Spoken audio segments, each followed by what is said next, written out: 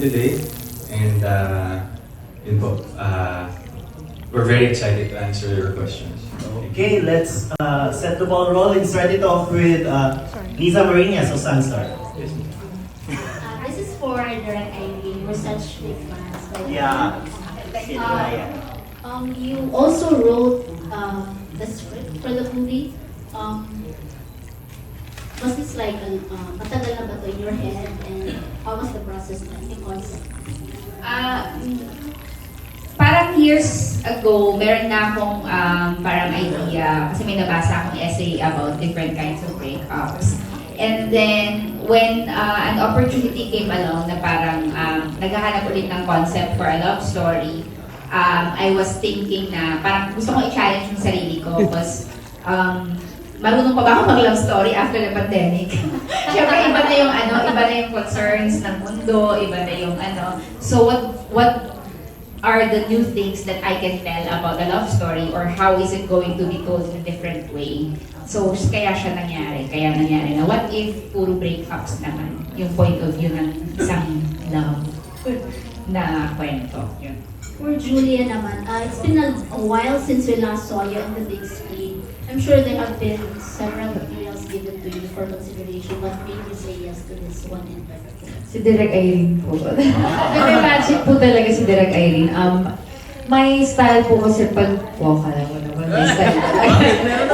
Hindi ba, magtuwan na nga po ako ng project, I always look to it na mababasa ko po yung script before saying yes. Kasi sometimes po when the company or yung sino mang production po ang mag-pitch ng story, minsan po iba yung sa synopsis, iba yung sa script na pag nag-shoot. So with Direk Irene, may magic synopsis pa lang. Yung parang ako as babae na hopeless romantic na hindi ko ine-expect na may ganong storyline na gagawin. Tapos ako po yung mapapasama. So sabi ko talaga, yes po. First time yun na kaharap pa po sila direct. Hindi pa kami lumalabas ng room. Nag-yes po talaga ako agad. Yun yung nangyari. For ALDEN. Yes po. We last saw you as Stan on the big screen. How different is Lance this time, and how did you tackle this role? Well, both characters naman po very different in structure. But kasi each and every role that I take on po whenever I'm given a project, kumbaga, I leave all my past roles behind. I approach it, kumbaga parang nag-clean slate muna ako kasi to avoid biases. Because one way or another, there will always be similarities in terms of roles and, you know, yung mga tinatanggap natin projects or even in writing directly. Parang, kuya, parang under tatlo yung grades. Joke lang. Anyway, kidding aside, parang, yun po, kasi pag tumatanggap po ako lagi ng role and then I consider all of my past roles on deciding kung tatanggapin ko siya or hindi. Baka ma-disappoint ko lang yung sarili ko kasi looking at it, most likely meron at merong similarities and then sabihin mo, ay, parang biased na yung judgment mo na, nagawa ko na to eh. As opposed to you're excited to explore the story. But Ethan and Lance have similarities in a way. But I think yung journey dito ni Lance in terms of knowing himself and knowing Justine as well. Kasi parang moreover, yun nga, like what I've said po before, moreover the love story, it's a life story kasi, you know, I think yung love dito sa story namin is naging driver siya for these characters to parang look for themselves. Yung paghahanap mo sa sarili mo. Di ba may term tayo dyan na, ay, magsusoul searching muna ako, hanapin ko lang yung sarili ko. I think totoo kasi yun. And in every day of our lives, it's always a constant search for yourself. And you know, as long as nabubuhay tayo, hindi matatapos yun. You will never get to really know yourself kasi maraming darating na unexpected turn of events.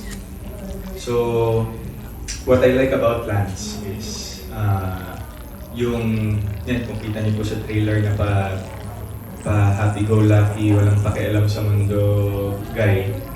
And then, laki kasi sa yaman eh. That's where upbringing comes in.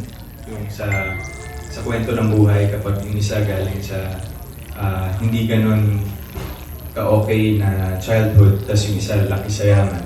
I mean, when you put those parang yung dalawang taong yun sa isang kwarto, they have different sets of principles, they have different sets of point of views and perspective.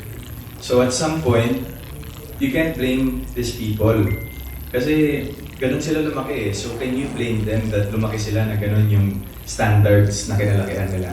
And then, with this story, I wouldn't say clash of upbringings, pero it's more of parang nasan yung common ground doon between these two people? Nasan yung common ground ng dalawang yun na lumaki sa dalawang magkaibang setup? I guess that's what I like about the role of Lance. That's why I said yes. Perfectly said. And next question, Mr. Janwar Aguha of Freeman.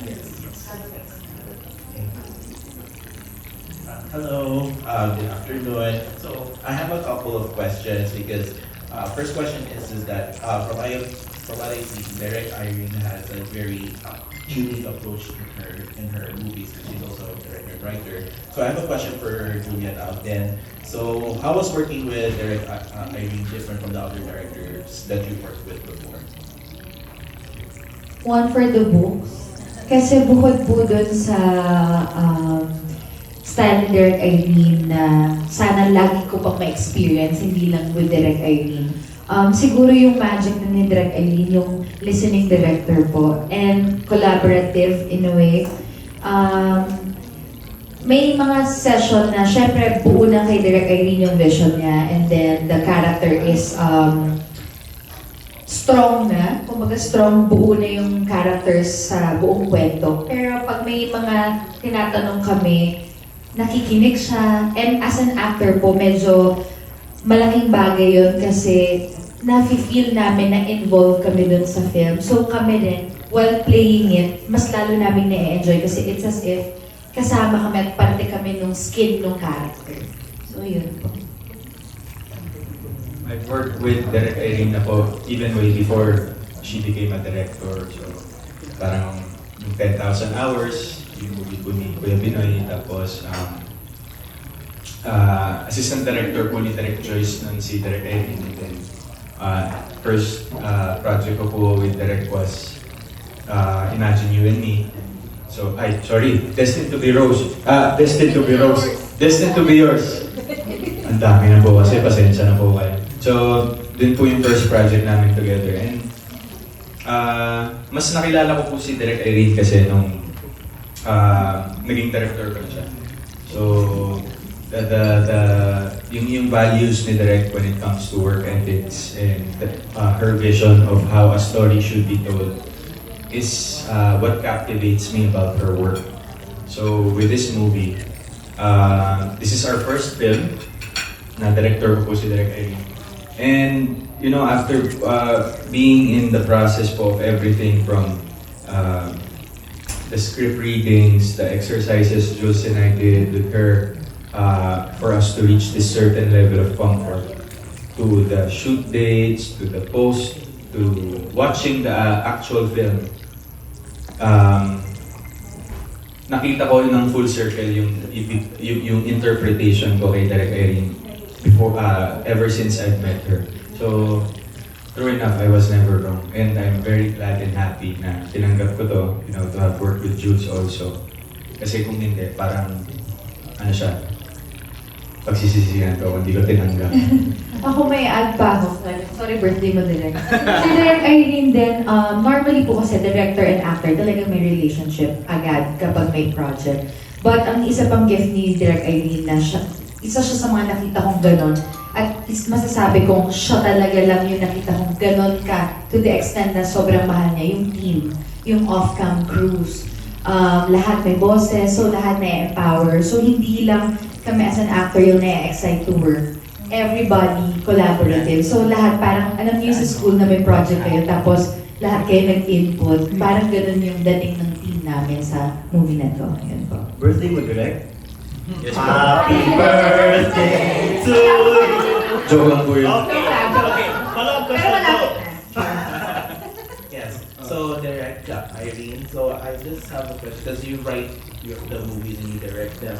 So what is the most important part or the crucial part of making a romantic drama? It has to be chemistry muna talaga ng dalawang actors, especially for a two-hander like this. Yung kailangan performance-wise magaling. Kasi yun yung lagi kong sugal because wala pa rin akong masyadong in my movies hindi ako masyadong nag-love team. So talaga kailangan muna ng dalawang artistang magaling para mabuhay. And then of course next is if it's a two-hander, it has to be engaging. Na kahit na dalawang nagtitinginan lang sila o kakaunti lang yung sinasabi o marami silang sinasabi, the script has to be engaging enough so that we're drawn to these two characters. So I have one last question. There's just been this whole conversation of going back to the theaters to watch instead of watching at home through streaming. So what makes why breakups and a romance appealing for people to watch in theaters instead of just at home through streaming? Yeah. Yun din yung takot ko na parang ano siyang difference niya sa streaming because of course iba pa rin yung comfort ng nasa bahay ka, di ba naman? But nung pinapanood ko siya and then nung ine-edit ko siya, gets ko kung ba't siya dapat sa sinihan panoorin. Because you need that space para mapakinggan mo sila. Kailangan mong nakapasok dun sa characters nila. And even if it's a love story, even if it doesn't have yung, di ba, syempre ang standard na ngayon parang action or Marvel type, kaya ka pumupunta sa sinihan. Even if it doesn't have that, the characters are engaging and hindi mo sila pwedeng bitawan. Hindi ka pwedeng maglaba. Hindi ka pwedeng pwede ka lang siguro mag-popcorn na ganyan. But the story itself and the visuals will speak for itself and yun, sana hindi ka tumigil habang nanonood. Sana mabuo mo yung kwento na hindi ka umaalis at umiihi. Kasi yun yung experience. And also, the communal joy of the kasi yung mga dati kong pelikula, mahilig kasi akong pumunta sa mga sinihan. Kahit na showing na, tas nagtumatambay ako sa CR or pumupunta ako sa mga gilid-gilid just so I hear people talking, talaga yung reactions, ganun. So, minsan, like, for my other films, meron silang collective gasp in the ending, yung parang it's the joy of the filmmaker na at sana ganun din yung joy ng audience na parang sabay-sabay kayo nakarealize ng ganitong emotion. Yun yung hindi matatawaran sa feeling ng sinihan. Tama. On to our last two questions from Sunstar, Troy Shar. For ALDEN, expectation lang kung ano expectation mo about this movie kasi box office yung last movie niya with Catherine and also to Julia kung may pressure ba in terms of box office. Expectation-wise naman po, sir, I think hindi naman po siya talaga naaalis in all aspects of big decisions. And of course, I'm very grateful for the opportunity na nakagawa ako ng isang film that, became part of history. But yun nga when I was asked that kind of question before, parang will I limit myself to not, will I limit my craft or my passion for acting just because of numbers? And parang when you're a craftsman, you will not be limited to that. And I will not limit myself. I'm not getting any younger. I have a lot to learn in terms of my field as an actor. So that's the reason why I said yes to this. And I think this is worth it, sir. This is worth it. Regarding po sa question of pressure, definitely yes po. Every project is a pressure. Medyo nakakatakot po as an actor or as an artist or whoever po na may pinasok na isang proyekto at wala kang nafe-feel na gano'n. Yung parang blanco lang. Medyo mas nakakatakot po yun than yung may nafe-feel kang kaba, excitement, halo-halo, or hindi mo na ma-explain kung ano yung nafe-feel mo. Kasi you know na may something na meron kang aabangan. And with this film, kung nakita niyo na po yung mga nasagot ko before or mga interviews ko before, first time ko po talaga sasabihin, proud na proud ako sa project na to. And siguro sa part pa lang po na yun, alam ko na more than the pressure, mas excitement and happy sa magiging outcome. At hopefully, kung ano yung na-feel nga po namin with this film by heart, sana maramdaman din ng lahat ng manonood. Mag-transcend din po yun sa kanila. The story, the life lesson na makikita mo sa film, sana maging baon din nila like na naging baon ko sa sarili ko po. Yan. Okay, from the Freeman, Sanden Analia. Yes, good afternoon. Nag-click yung tinatawag nyo na emotional thriller. Ano yung mga interested stories behind the camera, Alden and Julian, yung ginawa yung eksena na yun? Oo. At ano masabi mo din, Irene? We shot the movie for 13 shooting days lang po. And yung 5 days of that we spent in Singapore. So, but when, ang kinaganda po kasi nang nangyari dito sa film namin, ang aga niya natapos, so there's a lot of time for post-production.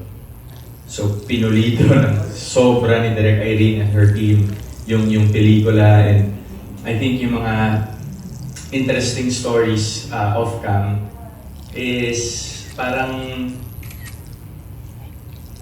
kung ano po yung makikita yung story sa movie and the journey was also the same journey that we are going through while doing the film. Kaya buong buo, that's why I'm saying this film is a full circle of experiences, both being an actor, being a director, and the actress, and being, our unique selves, like Jules, Direk, Irene, and Alden. So, I can go on to details, go into the details po kung ano yung mga stories namin tatlo. Kasi iba very personal. Pero, masaya yung naging samahan. It transcended more than co-workers. And yung concept na in-introduce ni Direk dito, which is quantum entanglement, hindi namin alam na quantum entanglement pala kaming tatlo right after this. Yes, without knowing, unconsciously. So, yun po. Ikaw, Jules. Ano na lang, nakinig ko lang sa'yo. Siguro po with the scene drop, bukod sa mga sinabi ni Alden, more than the scene itself, kung paano namin siya na-shoot, nasabi na namin before na yun yung first 2 shooting days namin. So wala pa kaming prior